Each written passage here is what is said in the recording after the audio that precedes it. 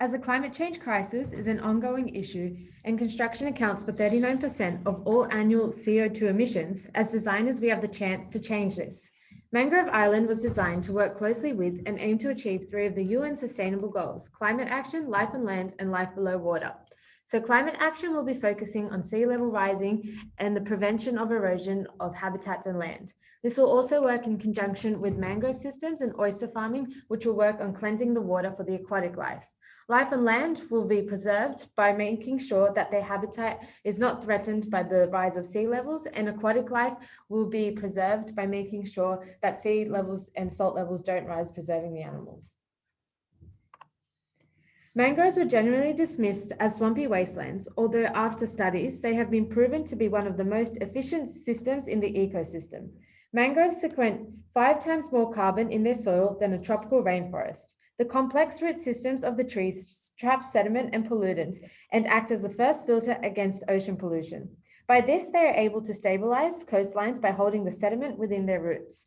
Mangroves are also home to a large percent of species of aquatic life, animals, birds, and 75% of recreational and commercial fishing, which also use their roots and their tree branches to hide and act as a form of shelter during storms. In the last 100 years, over 50% of mangrove forests have been destroyed for urban expansion.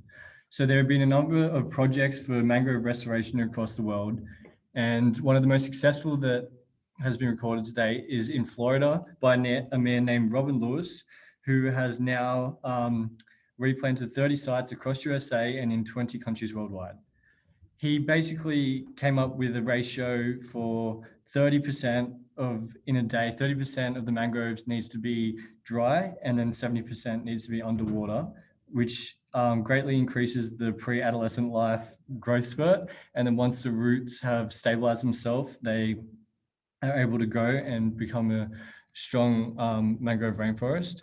So you can see on the left here in Florida, this case study shows that over 7 years, he completely restored a mangrove ecosystem. And on the right, we have in Java, Indonesia. So they successfully restored a lot of mangrove systems due to the severe erosion on the north part of Indonesia. Basically, they built a brushwood wall system, and in the first year, they had 50 centimeters of increased sediment. And this showed that mangrove restoration is very successful if done right. So this diagram shows the history of the existing mangrove system in the Sydney Olympic Park. So you can see in 1930s, it was quite a long spread stream. However, due to urban expansion, this mangrove and wetland area got compressed, and there was actually human intervention which increased land. And you can see that in 2000 is where it's at today with the swamp system. So, analyzing the site, we have chosen to use the site exhibited in the map. So there are 4 major observations. The first is the Waterbird Refuge, which is built upon 10 hectares of land and is home to 1/4 of all the birds found within Australia. The second is the Badu Mangroves, which hold 65 hectares of the park, and they provide key roles in marine ecology. The third are sort of landmarks found throughout the site, and these are shipwreck sites and sort of a watchtower attracting people around the site. And the last is an observation found from the Coastal Rise New South Wales, which show that the exhibited area will actually go underground as seawater levels will rise within the next 100 years. So for the rule-based system, we started off using 4 simple components, and you can see their relational sizes by the underlined grid. And then we use the WASP command in Grasshopper to aggregate these components. So on the right, you can see some examples of the components aggregated using these very simple components and the different shapes that can occur. So we allowed for collision and overlapping to occur so that we could create areas and voids where we could use as mangrove planting or program spaces. And we use an appropriate sizing for the square meterage for either one of them. So this is one of 20 components The one on the right is 100 components. And then you got 500 and 1,000. And then these are just model photos exhibiting just examples of like completely different ways of combining these components. The second rule-based system is a continuation from the planned rule-based system. So we have the base curves, which are going to be the pathways and pavilion areas. So once a curve has been determined, this has been offset on the y-axis and then rebuilt so that there is a number of control points on the curve. And you can see on the top right that the plan and then the plan view of the altering offset curve. So these two curves are then tweened, which gets the average of each curve. This can then be manipulated to how many tweened curves between these two. And then we created a BREP and a guidance curve. Basically, the BREP and the guidance curve is then projected by the flow command onto these tween curves, creating a wall structure which is fluid, flexible, and playful. So this is a model that we created just to play around with how these vertical structures can be manipulated and changed in different manners. So for the mangrove system, we had to plant them in loofah perforated bricks. And the reason we use loofah is because it's biodegradable and the perforation allows for, while the mangroves are maturing, their roots can go through the perforation, and after a certain time, their roots will completely connect to the ground and then create a natural breakwater. And then for the point of this is so that it collects, when you have this complex network of roots, it stops and traps all this passing sediment, which then increases the topography level and acts as a natural seawall, which protects the existing mangroves. And obviously relating back to the UN sustainability goals, it increases the life on land, life on water, and yeah. And this is just an example of a model shot of the mangrove pot in water.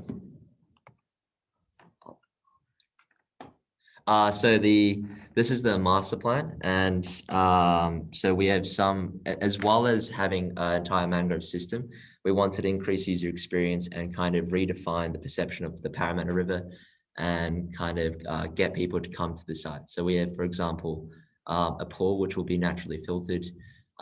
We have kayak hires, which you can kind of go around the entire network, cafes and education centers as well, and birdwatch areas as well. So the education center plan, we really wanted to use the walls to focus on viewports or creating areas for oyster farms or seating, and you'll see that in the renders to come as well. So the next set of diagrams showcase how the rule-based system for the curves can be manipulated to create flexible, interesting, and playful designs. So on the top left, you can see a seating structure. So various seating structures have been placed along the pathways for users to give them some respite when they're visiting the site. On the bottom left, we've included these cylindrical bird watching spaces where people can enter, and basically their views are focused towards the sky, focusing on migratory birds and other factors. And on the top right, you can see that there's more semi-shade areas which double as bird habitat spaces.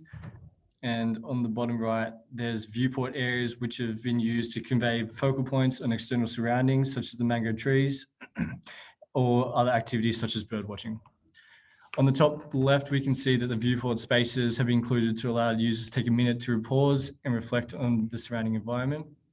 This increases the individual's understanding of the symbiotic and mangrove systems and symbiotic relationships that are going on in the pavilion. And one of these is the oyster and life underwater habitat, which is doubled through these structures, where you can see that the undulated and organic form actually provides a shelter and support for these life underwater. So we've designed these two little concept models just to demonstrate this. And as you can see on the one to the left, it shows the small viewing points in the pavilion, which focus out onto these mangrove systems. And the one to the right, we show these sort of seating systems where one can sit and get sort of lost and then travel throughout the mangrove system and relax. This also just emphasizes on the point of the viewing systems and just the curving of the walls, making sort of nice experiences as you go through it. So this is an axonometric of our education pavilion. So on the left, you can see there's a sunken seating space which has a glass feature wall. This has been implemented so that users can see what's happening underwater and see the juvenile fish growing and the mangrove systems. You can see that there are a number of viewports and bird watching areas, and basically we wanted the users to get lost in the space. We didn't want them to walk through and be able to walk through on their phone. We want them to be looking up and experiencing every single turn. So this is just a render of the amphitheater area, and just re-emphasize the educational component where you can see through the glass the root component of the mangroves and also the actual sea life that kind of sprawl around the identity of the mangroves. And this is just the entryway to it, just some more seating areas. So this render just sort of exhibits these viewports that just focus out onto the mangrove systems and show how sediment will be trapped to mitigate the sea level rising and help life on land, life on water, below water. And then this render just is sort of an external render looking onto the pavilion. It sort of encapsulates the whole thing, and then it just exhibits our future plans of wanting to bring people in by kayak or paddle boarding or throughout. And as the water will be cleaned through these oyster systems and these mangrove systems, it will be a sort of more accessible area by humans to go through with canoes and kayaking. And this is just the master plan of how the system might grow within the next 100 years. And the idea of the topography level increasing so that the sea level rises are mitigated. And then this is just our meta drawing showing the whole conceptual idea of mangroves, the network, the wall system. Yep, and that's all. Thank you. Thank you. Thank you.